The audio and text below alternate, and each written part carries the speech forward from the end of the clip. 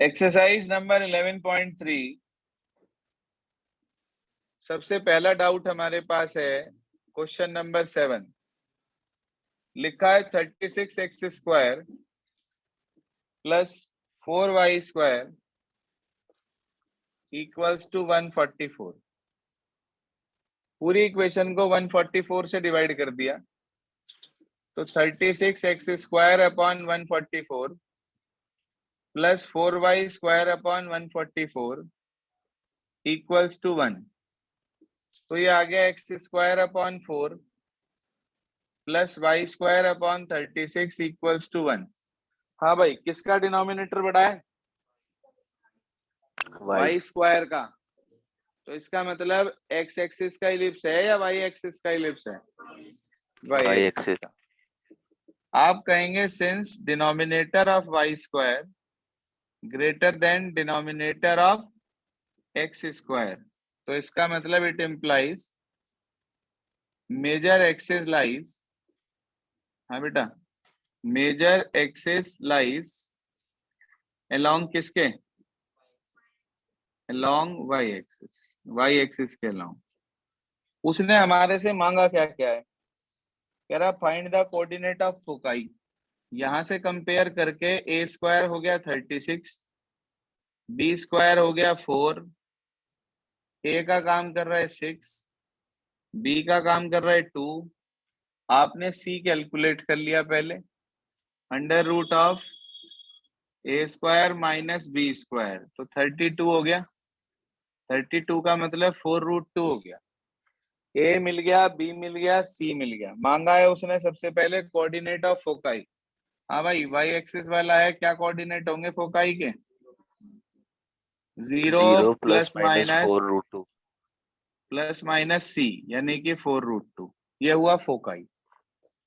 दूसरे नंबर पे मांग रहा वर्टिसेस, मतलब a के कोऑर्डिनेट। तो वर्टिसेस हुए 0 प्लस माइनस a, ये हुआ आपके पास वर्टिसेस। अगले नंबर पे कह रहा है लेंथ ऑफ मेजर एक्सिस, मतलब 2a मेजर एक्सिस। 6 2 जा 12। इसके बाद अगले नंबर पे मांग रखी है माइनर एक्सिस, मतलब 2b, तो वो 4 हो गई हमारे पास।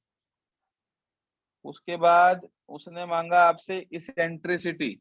क्या फॉर्मूला बताया था? c अपॉन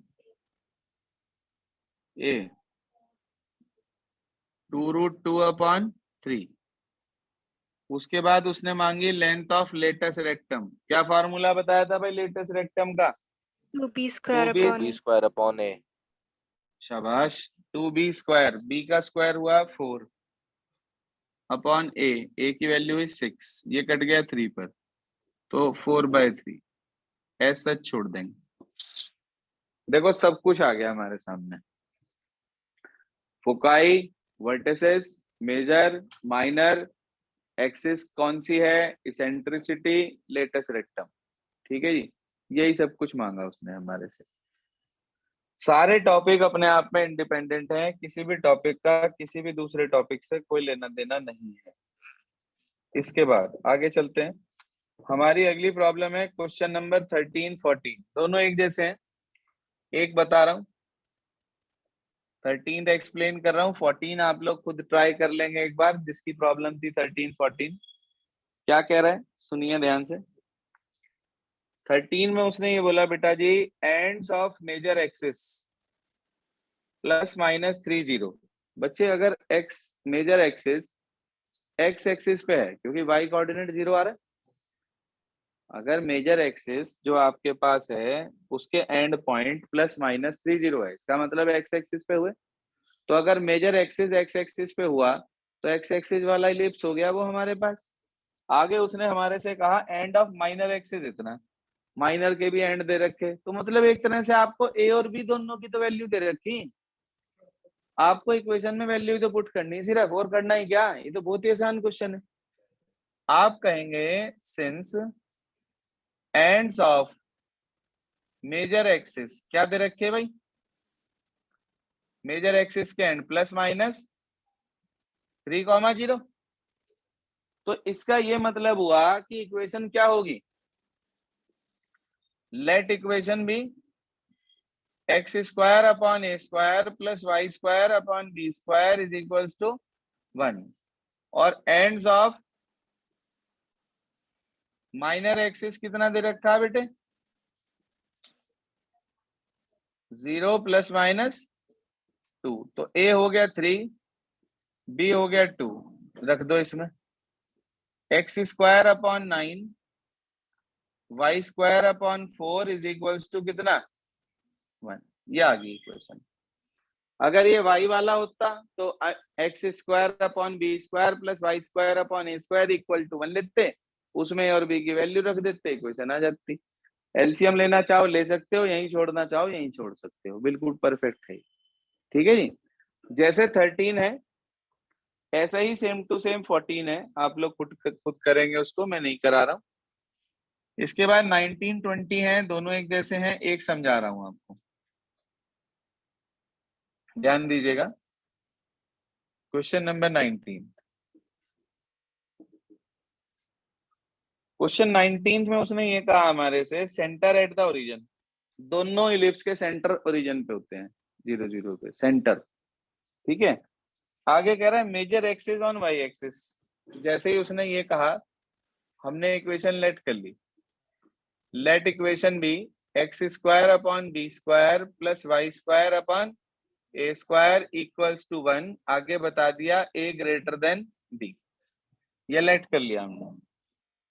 कह रहा है and passes through the point 3216। बच्चे एक बात बताई थी आपको मैंने 9th में भी 10th में भी, when any curve is passing through any point then that point always satisfy the equation of the curve। satisfy का मतलब you have to put the values in place of x and y। तो पहला point है 3 2, x की जगह 3 रख दो, y की जगह 2, 3 का स्क्वायर 9 और 2 का स्क्वायर इक्वल्स टू 1। दूसरा पॉइंट हमारे पास है 1 6, x पे 1 रखा और y पे 6 रखा।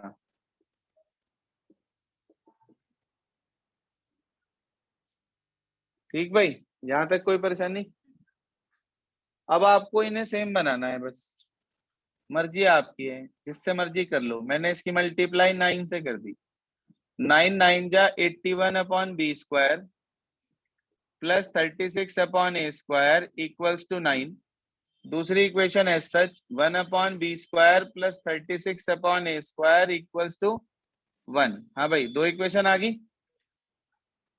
वही सब्स्टिट्यूशन एलिमिनेशन मेथड जो आप लोग पढ़ते आए हैं 10th से, वही अप्लाई करा, ये कट गया। बताओ 81 में से 1 चला गया तो 80 अपॉन बी स्क्वायर, हाँ जी 80 अपॉन इज इक्वल्स टू 8, तो बी स्क्वायर ऊपर चला जाएगा, 80 अपॉन 8 मतलब 10, बी स्क्वायर 10 आ गया। उसे चाहे तो यहाँ रख दो चाहे यहाँ रख दो, मैंने लिखा पुट इन सेकेंड, तो 9/10 plus 4/a square equals to 1। ये इधर ही रहा,